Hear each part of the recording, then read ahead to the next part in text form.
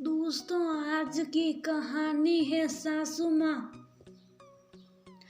मैंने मायके में काम नहीं किया तो ससुराल में क्यों करूं। दोस्तों, कहानी शुरू करने से पहले अगर आपने चैनल को सब्सक्राइब नहीं किया हो तो कर लीजिए ताकि आपके पास पहुंच सके हर नया वीडियो। पता नहीं मेरी बेटी क्या कर रही होगी। सुबह से 10 बार फोन लगा लिए वे जवाब नहीं दे रही। लगता है उसकी सास सुबह 5 बजे उठाकर चाय नाश्ता खाना बनवा रही होगी। मेरी बेटी से कहती है 4 बजे उठकर योगा मेडिटेशन करती है। हाय मेरी फूल से नाजुक बच्ची कैसे इतना काम कर रही होगी। सुमित बेटी मनीषा कुछ दिन पहले ही विदा होकर ससुराल गई है। शादी दूसरे शहर में हुई है तो पग फेरा भी अगले दिन होटल में कर दिया था। बेटी अभी तक मायके एक बार भी नहीं आ पाई, मगर इतने दिन अपनी बेटी से दूर रहकर सुमिता जी को ना जाने कैसे कैसे ख्याल आ रहे हैं। भाग्यवान ये पुरानी हीरोइनों की तरह मेलोड्रामा मत कीजिए।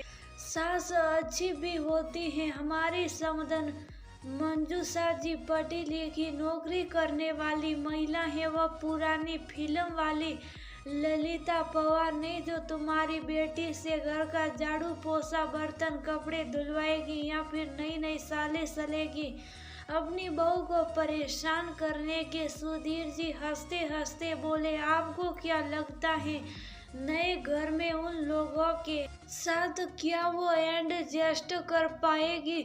समझते पढ़ाई लिखी एक तरफ सास का ओहदा अलग होता है। मेरा दिल एक माँ का दिल है, सब जानता है। एक माँ सास बनते ही अपनी बहू पर हमकुम चलाने लगती है क्योंकि वह खुद अपनी सास की सताई होती है। इसीलिए सास बनकर बहू से बदले लेना उसका जन्म सिद्ध अधिकार हो जाता है। अरे ऐसा भी क्या कर दिया मनीषा की सास ने जो तुम बेचारी पर इतनी इल्जाम लगा रही हो। आपने देखा नहीं गोदी टीका के समय कैसे मेरी बेटी को अपने कब्जे में कर लिया था। उससे बात करने के लिए मुझे मंजूषा जी की इजाज़त लेनी पड़ गई थी। मेरी पसंद के खरीदे साड़ी गहने सभी एक तरफ रखवा दिए, अपने संग लाए लहंगा गहने पहना दिए। कितने अरमान थे अपने बेटी सजाने के, सब सुर सुर के रख दिए। आप समधन बनने वाली थी, कुछ बोल नहीं पाई, गुस्सा बहुत आ रहा था। और यादें सगाई के समय अंगूठी पहनाते समय रोन ने मनीषा का पकड़कर फोटो खिंचवा लिया था, जिसे देखते ही कितनी डांट लगाई। दोनों को मेरी बेटी की आंखों में आंसू ही आ गए थे। वरमाला के बाद रात को जब दूल्हा दुल्हन खाना खा रहे थे, आपको याद है मनीषा गोलगप्पे खाने की जिद कर रही थी। वो ने सुन दूर से ऐसी आंखें दिखाई कि बेचारी में मुस्कुराकर ना कर दिया। जबकि मेरी बेटी एक टाइम खाना ना खाए मगर गोलगप्पे बड़े शौक से खाती है। मगर अब लगता है कि उसे अब शौक पर लगाम लगानी पड़ेगी। मैंने तभी सोच लिया था अभी से अपना हक जमा रही है। अब तो बेटी उनके घर में मेरे रही है, ना उसे ढंग से खाने दे रही होगी न पहने। सब पता है मुझे, ना जाने कितने तिकड़म लगाती होगी बहू को। बेटे के पास ना सहन से बैठने की। सुमिता जी एक सांस में इतना कुछ बोल गई। तब सुधीर जी बोले, भाग्यवान, मुझे लगता है कि तुम कुछ ज्यादा ही सोच रही हो। ऐसा कुछ नहीं है। वह तो मनीषा को साड़ी में बड़ी दिक्कत हो रही थी, इसीलिए वह ने बड़े आदर के साथ मनीषा से पूछा था, बेटा तुमको दिक्कत हो तो ये लहंगा पहन सकती हो, हमने तुम्हारे लिए मंगवाया है। मनीषा को भी वह बहुत पसंद आया था इसलिए पहना था, मुझे सब पता है। और रही बात रोहन के हाथ पकड़कर फोटो खिंचवाने की तो सामने उनके गांव से आए दादा दादी ताऊ ताई सास ससुर जी बैठे थे। अब ससुराल वालों के सामने हैं।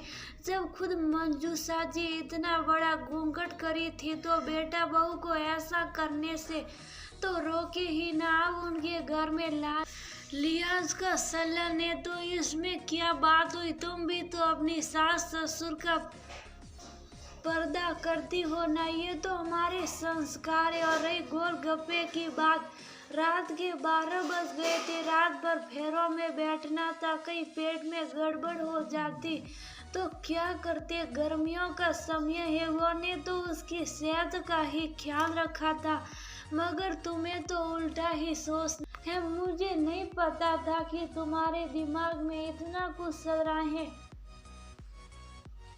माँ हो, थोड़ा धीरज रखना सीखो। बेटी ब्याह दी है, सामने वाले पर भी यकीन रखो, फिर जो होगा देखा जाएगा।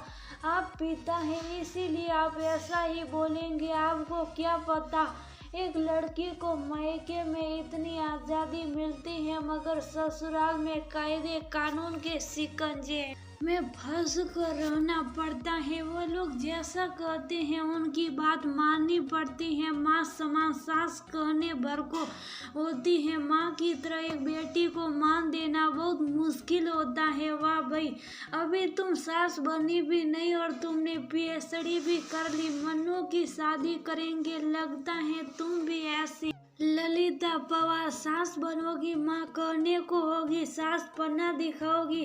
खी कर जोर से हंस पड़े। बस करिए, आपको तो मेरी हर बात मजाक लग रही है। एक बार फिर फोन पर मनीषा का नंबर डायल करती है। ये क्या, घंटी की आवाज तो पास ही आ रही थी। मुंह उठाकर देखा तो मनीषा दरवाजे पर खड़ी थी। हाय मेरी बच्ची, बोल दौड़कर बेटी के गले लग गई। तो ठीक है ना मेरी बच्ची, मेरा फोन क्यों नहीं उठा रही थी?